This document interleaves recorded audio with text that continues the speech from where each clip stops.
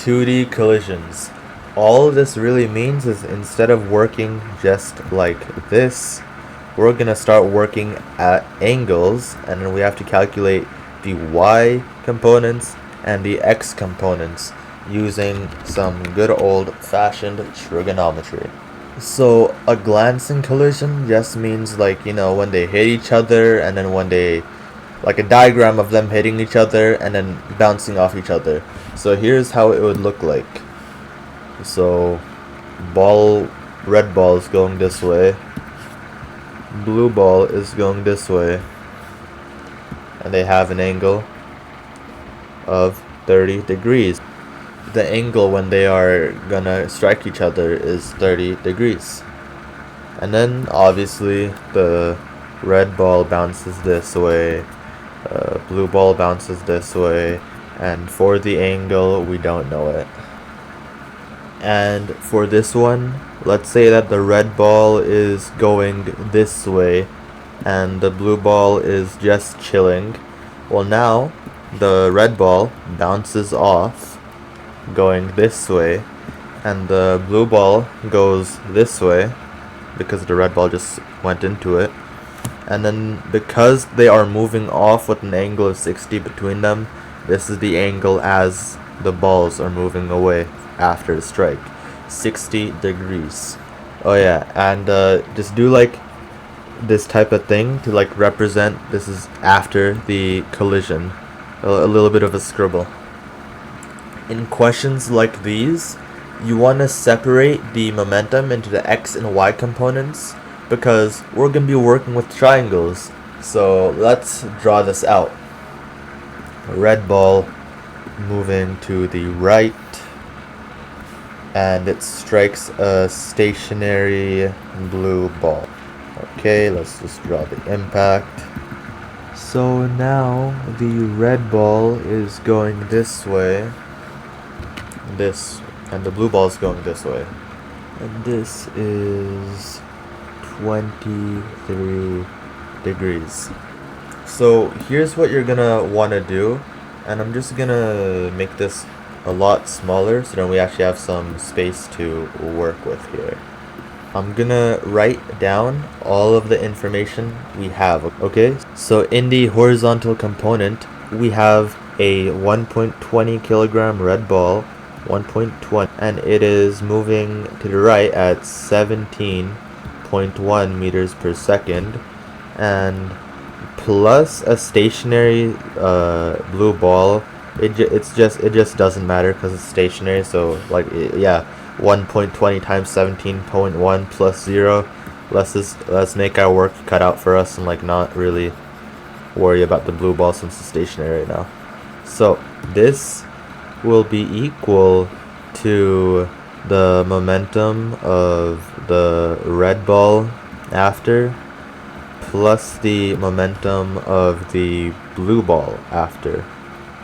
And just remember, the momentum of everything in this entire thing is just horizontal.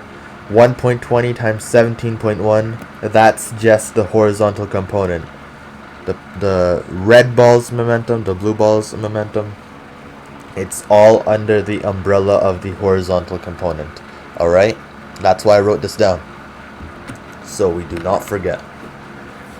Let's do the y. Let's do the vertical components. So there is no angle here, it's just going right. There's no vertical component. So this entire thing would just be 0 plus the blue ball, which is just existing, 0.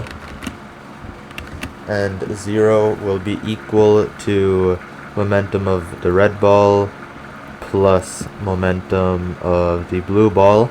And remember, these are the this is the y condition. So 0 is equal to the sum of the vertical components of the red and blue ball's momentums. So if we were to solve for the momentum here under the y umbrella, we would be solving for the blue ball's vertical momentum. Okay, so now let's get this drawing here and make it a little bit bigger. So The question tells us the final velocity, aka the velocity of the ball after the collision, is 13.5 meters per second. So you would think, oh, I'll just put 13.5 as the hypotenuse. No, you don't do that. You don't do that. Because for the hypotenuse, we should have the momentum. So if we have the velocity of the ball after, and we have the mass, we can find the momentum.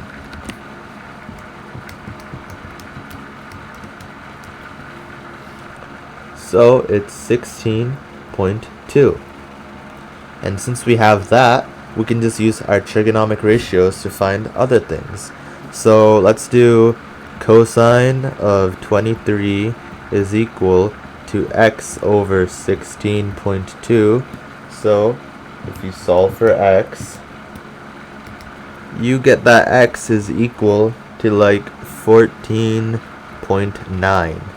So let's write it down kind of small, but you know, you have to make things work. 14.9. Oh, and sorry, you guys can't even see the calculator. And now let's calculate the sine. So sine 23 is equal to y over 16.2. So that means that y is equal to like 6.33.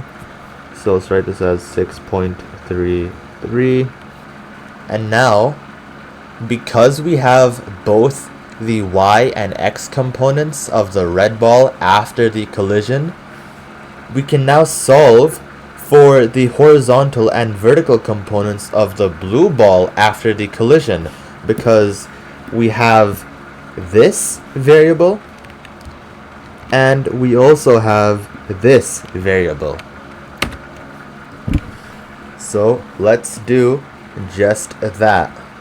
Let's start off with the x first, okay? So as we can see, our x equation was 20.52 is equal to momentum of A and momentum of B. And this is for the x component. So 20.52 is equal to 14.9 plus momentum of B. So 5.62 is equal to PB. And that's the horizontal component. So we can just write this as 5.62. Now for the vertical components, 0 is equal to 6.33 plus momentum of B, which makes negative 6.33 equal to PB. Negative 6.33.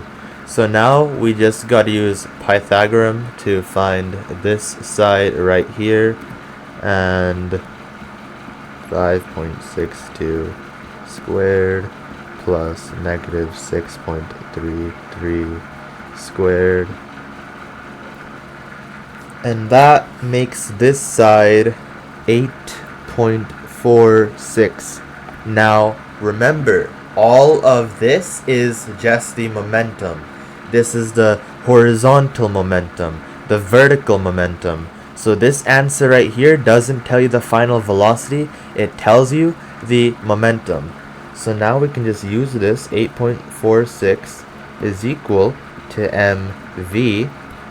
Okay, go this way, divide both sides by m, and you get that 8.46 divided by the mass of the blue ball, which was 2.31, gives us a speed of 3.66 meters per second.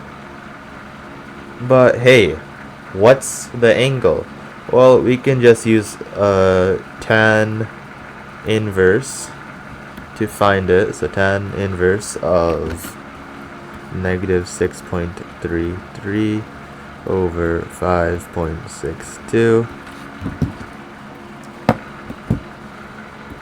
And yes, this gives you a negative angle, but if you write negative 48 degrees south of east, that will, I'll be really sad.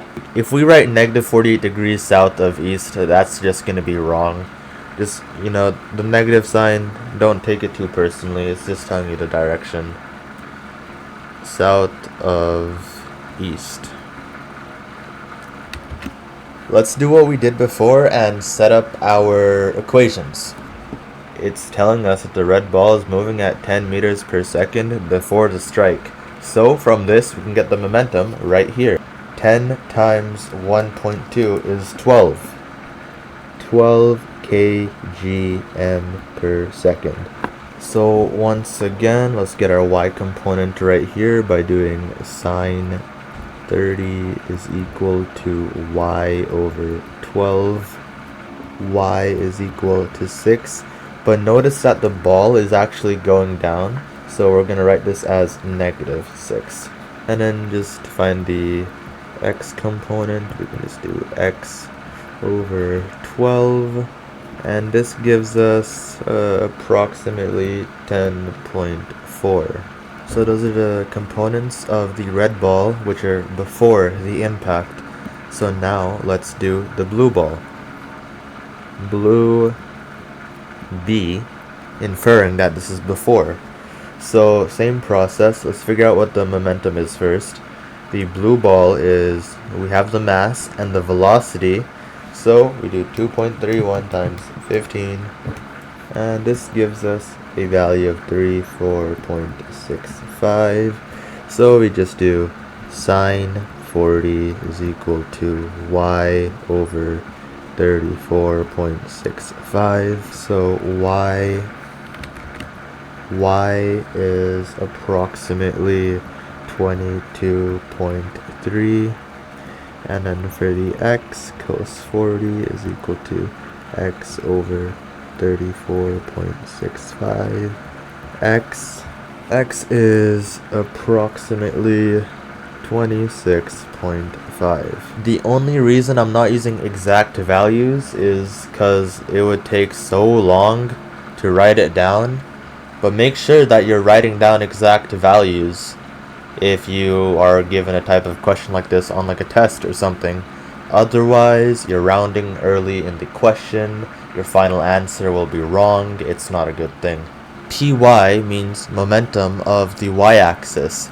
So remember, all the numbers that we have calculated here are our momentum. So now I'm going to make a new box called Py, momentum of the y-axis. Because remember, the things we calculated here are not our velocities but our momentums. So just do negative 6 plus 22.3. We want to use this value, not this value, because this momentum is opposing this momentum. So these are the sum of the y momentums before the collision, and it's equal to the momentum of the red ball plus the momentum of the blue ball after the collision in the y-axis. And now let's do px, which are the values here for the momentum. So 10.4 plus 26.5, because whoops, I forgot to write it down, because they are going in the same direction. So yeah, they're not opposing each other. So 36.9 is equal to momentum of object A in the x component and momentum of object B also in the x component. Great. So now what I want to do is I want to take the drawing of this ball right here, copy it, paste it, and bring it right over here so we can get a good close-up on this. So it states that the final velocity of the red ball, so the red ball after the collision, is 13.5 meters per second. So we can get the momentum from this by multiplying the velocity by the mass, which gives us 16.2. So now this is our total momentum of the red ball. So we can just do sine 25 is equal to y over 16.2.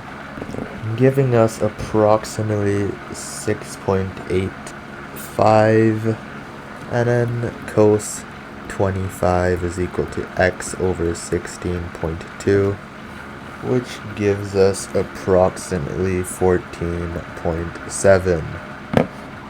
And now let's get the triangle of the blue ball, bring it right here. So since we now know the horizontal component and the vertical component of the red ball after the collision, that means that we can now solve for the y component of the blue ball and the x component of the blue ball. So let's do precisely that. 36.9 is equal to the x component, so 14.7, plus the blue object.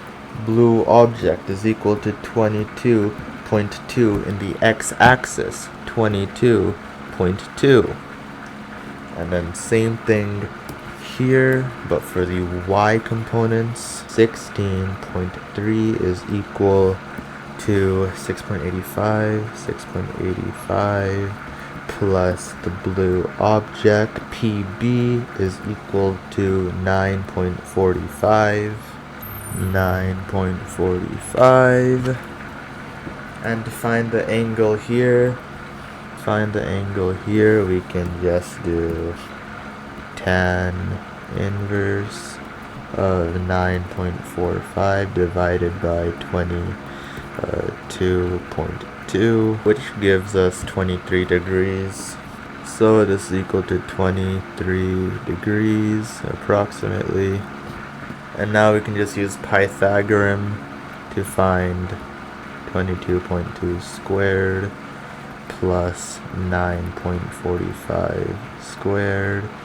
This will be equal to that, the hypotenuse. So that makes this 24.1. But remember, once again, all of this is just momentum.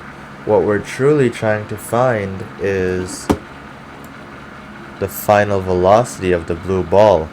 So now that we know that, we can clean up this mess of a page. So let's just use this momentum. 24.1 is equal to mv divided both sides by m. 24.1 divided by the mass of the blue ball, which was 231. And this gives us 10.4. So we can say 10.4 meters per second, 23 degrees south of east. Also, if you notice that the angle here should have been negative instead of positive, do not worry, do not fret, you are correct. Because this question is actually, like, it doesn't make sense. Because when they collide, yes, the red ball will go this way, but the blue ball will also go this way. It's not going to go down. That would be incorrect. So negative 23 degrees south of east would be correct, because in reality that is 23 degrees north of east, which is how the question should have went. So yeah, do not worry. If you caught that the angle should have been negative, it's not, you're not wrong. It's just that the question here is from a physics perspective does not make sense. Wait, what do you mean physics perspective? This is physics.